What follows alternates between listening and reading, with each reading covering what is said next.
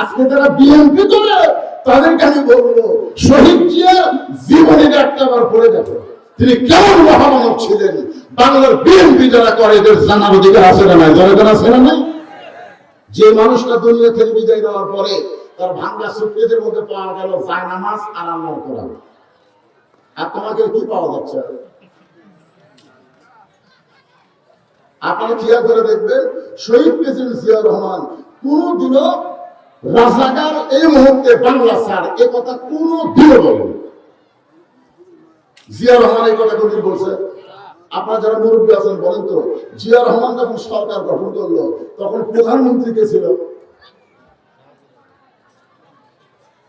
অনেকে জানে না, না জানা চিল্লাচিল্লি করো। ওই সময় প্রধানমন্ত্রী ছিল শাহজিবুর রহমান, যিনি 1 নম্বর রাজাকার। কয় নম্বর রাজাকার? তাহলে জিয়া রহমান মুক্তিযুদ্ধের সেক্টর কমান্ডার, তিনি একজন প্রধানমন্ত্রী বানালেন রাজাকার। খালেদা জিয়া যখন দেশ নেত্রী প্রধানমন্ত্রী হলো ওই সময় আপনারা বলেন তো প্রেসিডেন্ট কে ছিল?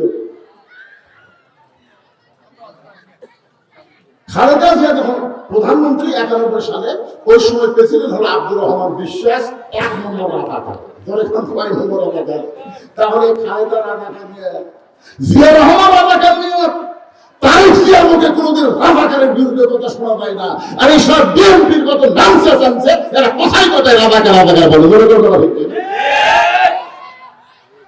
জানা লাগবে ভাই। ধান আমার রাসূল বললেন আমার দরদের নবী খাদিজা সম্পর্কে জানতে চাই, আমল সম্পর্কে শুনতে চাই। সাহাবারা বললেন ইয়া রাসূলুল্লাহ আমরা খাদিজার আমল সম্পর্কে জানতে চাই। আমল মানে কর্ম, বলেন আমল মানে কি? কাজ।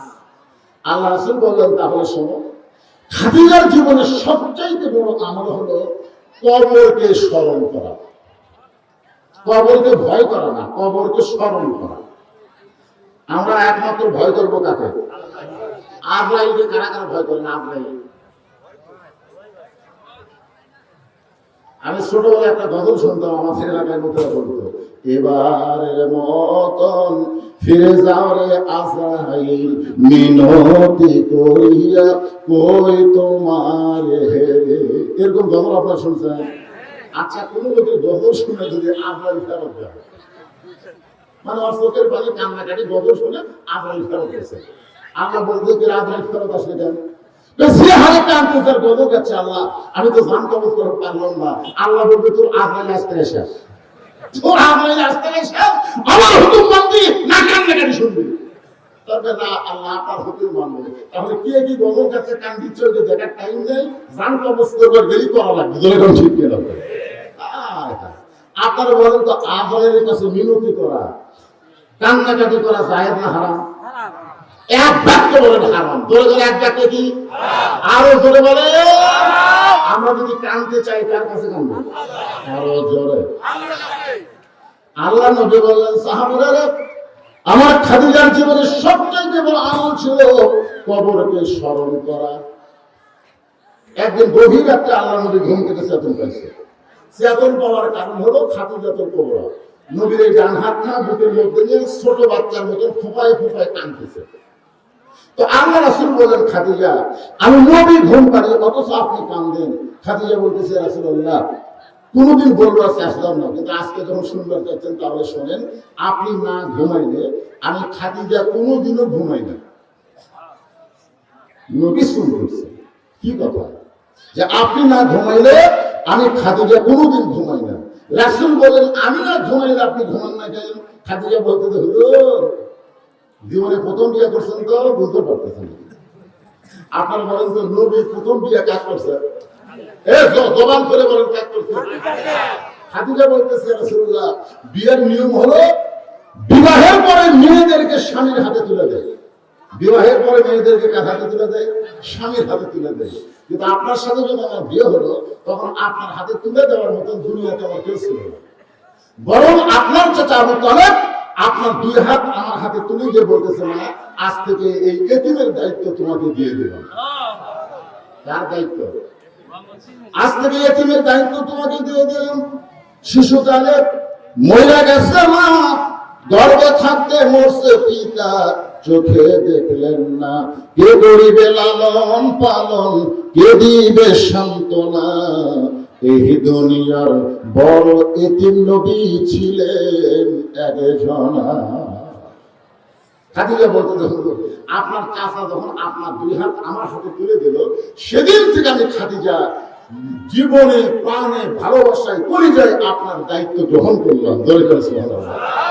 এই জন্য আপনি না ঘুমাইলে আমি ঘুমাই না। আপনি যেই মাত্র ঘুমাই গেছেন ওই সময় আমি দোয়া করতেছি। আল্লাহুম্মা, আপনার পড়েন না, ঘুমের আগে একটা দোয়া আছে, পড়েন আপনারা? আপনার কি আমার কথা বুঝতে পারতেছেন? তাহলে দোয়াটা আমি করবো না, আপনার একটু বলেন তো দেখি।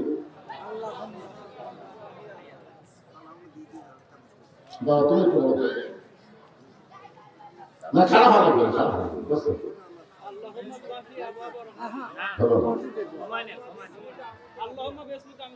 মাশাআল্লাহ, মাশাআল্লাহ।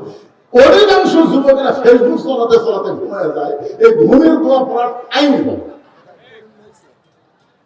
আপনি যদি এই দোয়া আরবিতে পড়ে এর বাংলা যদি অর্থ বুঝতে পারেন, আপনি যদি পাপ নিয়ে বিশ্রাম ঘুমাতে পারবেন না।